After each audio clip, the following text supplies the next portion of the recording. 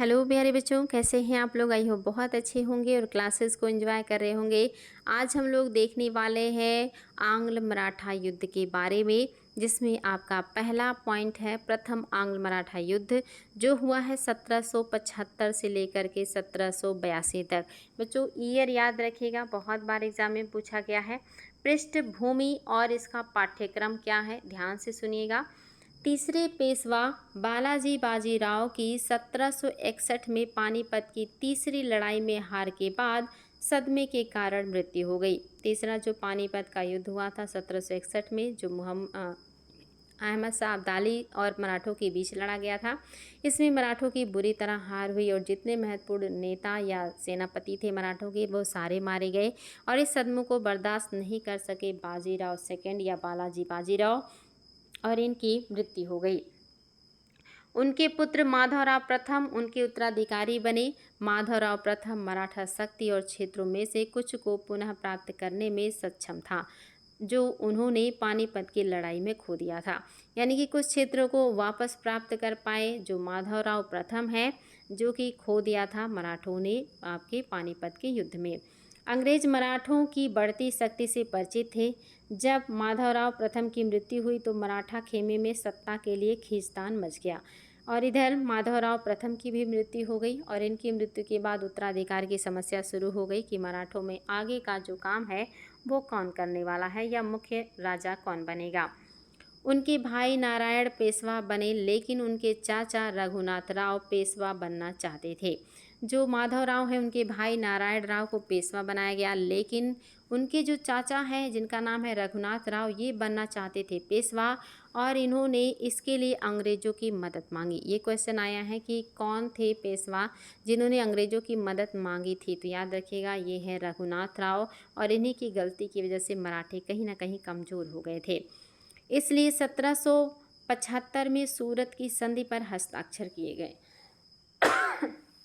और इसी मोटिव से सूरत की संधि पर हस्ताक्षर किया गया 1775 में, जिसके अनुसार रघुनाथ राव ने सालसेट और बेसिन को अंग्रेजों को सौंप दिया और बदले में उन्हें 2500 सैनिक दिए गए।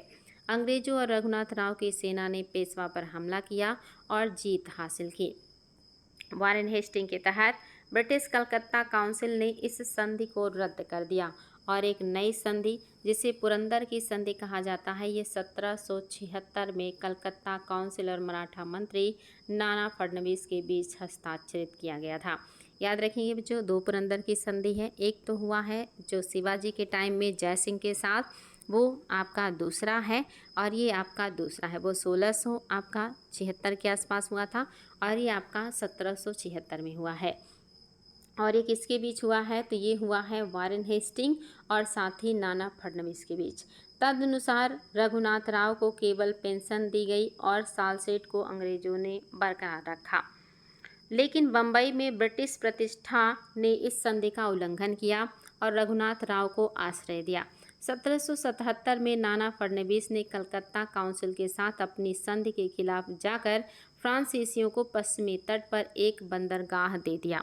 इधर नाना साहब ने पश्चिमी तट पर फ्रांसीसियों को एक बंदरगाह दे दिया जो पुरंदर की संधि के खिलाफ था, जिससे अंग्रेजों को पुणे की ओर एक सेना आगे बढ़ानी पड़ी।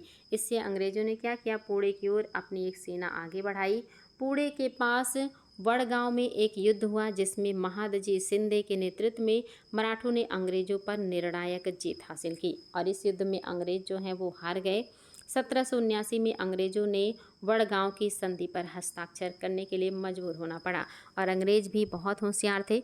वो भी जब हारने लगते थे तत्काल संधि करके मैटर को वहीं समाप्त कर देते थे और वडगांव की संधि हुई और इस संधि के तहत अंग्रेज जो है वो हार मान गए।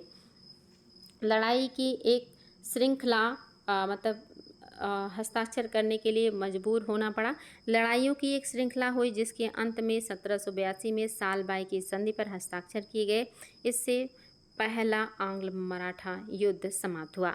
तो ये क्वेश्चन आता है कि पहला आंग्ल मराठा युद्ध किस संधि के साथ समाप्त हुआ, तो सालबाई संधि के साथ समाप्त हुआ था। बच्चों याद रखिएगा। प्रथम आंग्ल मराठा युद्ध के परिणाम क्या हुए। ईस्ट इंडिया कंपनी ने सालसेट और ब्रोंच को बरकरार रखा। इसने मराठों से यह गारंटी भी प्राप्त की कि वे मैसूर के हैदर अली से दक्कन में अपनी संपत्ति वापस ले लेंगे। और उस समय हैदर अली थे और इन्होंने यहाँ पे शर्त रखा कि मराठे जो हैं वो हैदर अली से अपनी संपत्ति छीन लेंगे ताकि हैदर अली कमज़ोर हो जाएं। मराठों ने यह भी वादा किया कि वे फ्रांसीसियों को और अधिक क्षेत्र नहीं देंगे। रघुनाथ राव को हर साल 3 लाख रुपए की पेंशन मिलती रही। पुरंदर की संधि के बाद अंग्रेजों द्वारा दिए गए सभी क्षेत्र मराठों को वापस सौंप दिया गया। अंग्रेजों ने माधवराव द्वितीय, जिनको नारायण राव के पुत्र के रूप में जाना जाता है, को पेंशन के रूप में स्वीकार किया, को पेशवा के रूप में स्वीकार कर लिया। यानी कि पेशवा कौन बन गए? माधवराव द्वितीय। द्वितीय आंग्ल मराठा युद्ध। ये युद्ध लगभग 20 साल बाद हुआ और ये कब हो रहा है? 1803 से 1805 के बीच हो रहा है। पृष्ठभूमि और पाठ्यक्रम क्या है? 1799 में टीपू सुल्तान के मैसूर पर अंग्रेजों द्वारा कब्जा करने के बाद मराठा ब्रिटिश प्रभुत्व के जो बाहर बची एकमात्र प्रमुख भारतीय शक्ति थे, वो कौन है? अब मराठा हैं। क्योंकि हैदर अली समाप्त हो चुके हैं, मैसूर समाप्त हो चुका है, अब एकमात्र शक्ति है जो कि मराठे हैं, जो अंग्रेजों को चुनौती दे सकते हैं। उस समय मराठा संघ में 5 प्रमुख शामिल थे।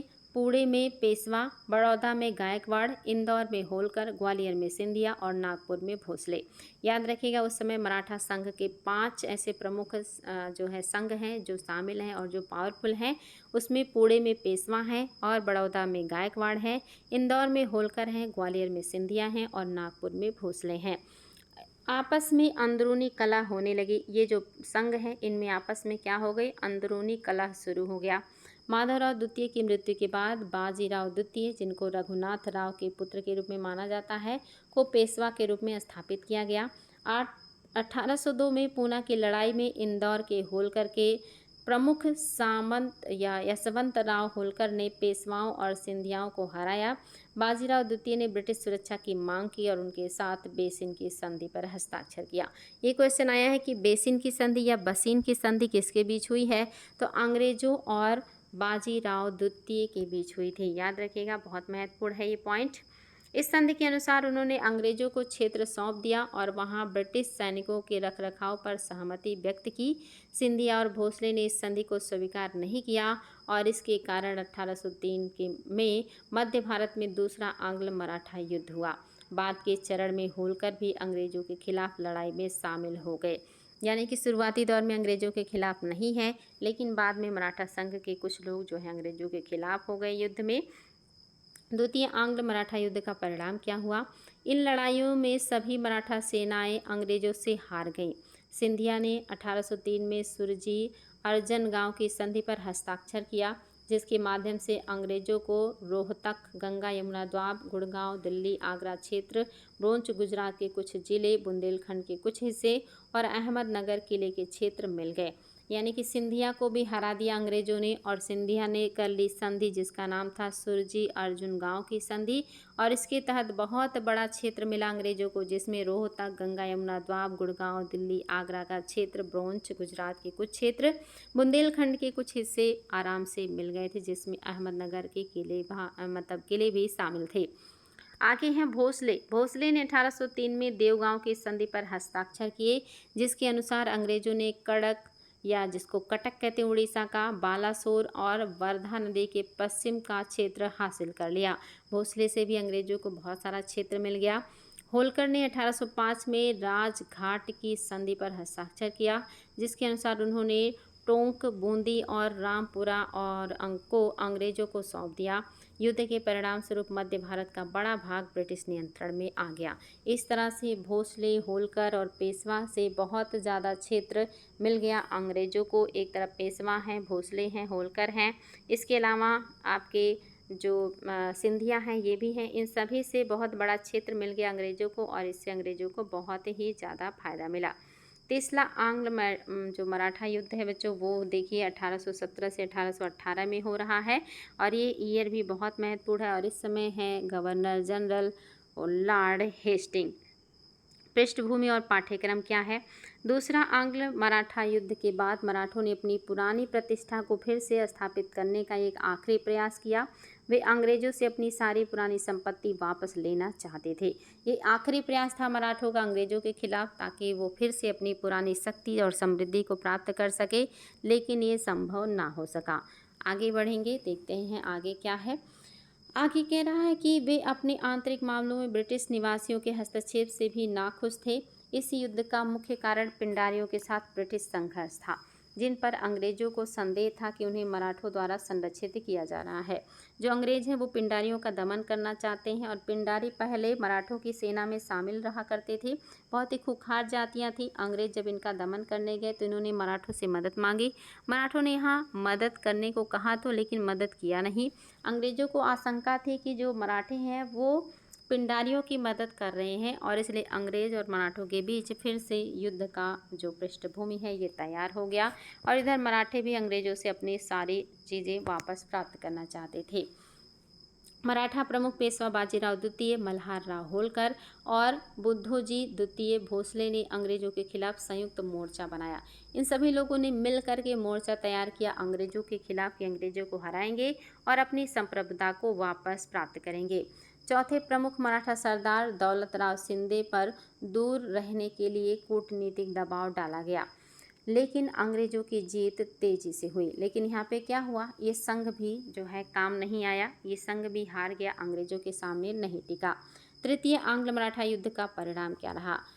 1817 में शिंदे और अंग्रेजों के बीच ग्वालियर की संधि हो गई, हस्ताक्षर किए गए। भले ही यह युद्ध में शामिल नहीं थे, इस संधि के अनुसार शिंदे ने राजस्थान को अंग्रेजों को सौंप दिया। ये उस गठबंधन में नहीं शामिल है, लेकिन फिर भी अंग्रेजों ने इनको भी संधि करने के लिए मजबूर किया और इनसे राजस्थान का क्षेत्र प्राप्त कर लिया। राजपूताना के राजा ब्रिटिश संप्रभुता स्वीकार करने के बाद 1947 तक रियासत बने रहे। यानी कि जो राजपूताना के राजा हैं, इन्होंने ब्रिटिश संप्रभुता जब स्वीकार कर ली, उसके बाद ये 1947 तक बने रहे। अंग्रेजों ने इनको नहीं छेड़ा। 1818 में अंग्रेजों और होलकर प्रमुख रूप से के बीच, या जो प्रमुख हैं इनके बीच मंदसौर की संधि द्वारा हस्ताक्षर किए गए। इस शिशु को ब्रिटिश संरक्षणता के तहत सिंहासन पर बैठाया गया था। पेशवा ने 1818 में आत्मसमर्पण कर दिया, उन्हें गद्दी से हटा दिया गया और बिठूर यानी कि कानपुर के पास एक छोटी सी संपत्ति में पेंशन दे दी गई। उनके क्षेत्र का अधिकांश भाग बॉम्बे प्रेसिडेंसी का हिस्सा बन गया। मराठे जो थे, इनका क्षेत्र आप छीन लिया गया और ये बॉम्बे प्रेसिडेंसी में शामिल कर लिया गया। और जो बाजीराव सेकंड है, इनको भेज दिया गया बिठूर, जो कि आपका कानपुर के पास था। उनके दत्तक पुत्र नाना साहब कानपुर में 1857 के विद्रोह के नेताओं में से एक बने थे, क्योंकि उनका जो पेंशन है वो अंग्रेजों ने रद्द कर दिया था। बिकॉज ये जो पेशवा बाजीराव सेकंड थे, उनके जो है औरस पुत्र नहीं थे, बल्कि दत्तक पुत्र थे। पिंडारियों से छीने गए क्षेत्र ब्रिटिश भारत के तहत केंद्रीय प्रांत बन गए। इस युद्ध के कारण मराठा साम्राज्य का अंत हो गया। सभी मराठा शक्तियों ने अंग्रेजों के सामने आत्मसमर्पण कर दिया। छत्रपति शिवाजी के एक अज्ञात वंशज को सतारा में मराठा संघ के औपचारिक प्रमुख के रूप में रखा गया। यह अंग्रेजों द्वारा लड़े और जीते गए अंतिम प्रमुख युद्धों में से एक था। इसके साथ ही अंग्रेजों ने पंजाब और सिंध को छोड़कर भारत के अधिकांश हिस्सों पर प्रत्यक्ष या अप्रत्यक्ष रूप से नियंत्रण कर लिया था। तृतीय मराठा युद्ध के बाद भारत के जो पंजाब का क्षेत्र है उसको छोड़ करके बाकी जो इलाका है, पंजाब और सिंध छोड़ करके बाकी इलाकों पर प्रत्यक्ष या अप्रत्यक्ष रूप से अंग्रेजों का पूर्ण नियंत्रण हो चुका था, पूरा अधिकार हो गया था। बच्चों तो याद रखिएगा, बहुत ही शानदार है। मराठों की हार का कारण क्या था। पहला है, स्वयं मराठा सरदारों में एकता का अभाव था। ये बहुत बड़ा कारण रहा, क्योंकि आपस में ये लोग खुद लड़ रहे थे मराठा लोग। दूसरा, अन्य भारतीय राजकुमारों और शासक राजवंश के साथ अच्छे संबंधों का अभाव, क्योंकि ये आसपास के क्षेत्रों में लूटपाट करते थे, लोगों से चौथ और सरदेशमुखी लेते थे, इसलिए इनका किसी से नहीं बनता था और ये किसी से सहयोग ना ले पाए और ना ही ये किसी को सहयोग दे पाए थे। तो ये दूसरा रीज़न ये भी रहा इनके हारने का। तीसरा, ब्रिटिश राजनीतिक और कूटनीतिक शक्तियों को समझने में विफल। ये ब्रिटिशों की राजनीतिक और कूटनीतिक जो चालें हैं उसको समझ नहीं पाए और अंग्रेज़ों के इशारों पर कठपुतली की तरह नाचते रहे और अंग्रेज़ों ने इनको धीरे धीरे करके इतना कमज़ोर कर दिया कि जब इन्होंने सर उठाया तब इनको अंग्रेज़ों ने बड़े आसानी से कुचल दिया और फिर ये कभी सर नहीं उठा पाए। तो याद रखिएगा बच्चों, ये था आपका मराठा युद्ध। और ये बार बार पूछा जाता है, साल भी पूछा गया कि प्रथम मराठा युद्ध किस वर्ष हुआ है, संधि भी पूछी गई है और साथ ही पूछा गया है कि इस युद्ध में कौन लड़ रहा था, अंग्रेज़ों की तरफ से कौन था और मराठों की तरफ से कौन था। तो सारे फैक्ट याद रखिएगा, ये सारे फैक्ट एग्ज़ाम में बार बार पूछे जाते हैं। हर एक लाइन बहुत ही महत्वपूर्ण है आप लोगों के लिए। बार बार रिवीजन कीजिएगा। अगर कोई दिक्कत परेशानी होती है तो कमेंट बॉक्स में बेझिझक कमेंट किया कीजिए। आप लोगों के कमेंट्स आते हैं तो उसे पढ़कर बहुत अच्छा लगता है बच्चों, थोड़ी एनर्जी मिलती है और मेहनत करने के लिए थोड़ा सा उत्साहवर्धन होता है। आज के लिए इतना ही, फिर हम ऐसे ही शानदार टॉपिक के साथ मिलेंगे जो एग्ज़ाम में बार बार पूछे जाते हैं। आज के लिए इतना ही। Thank you.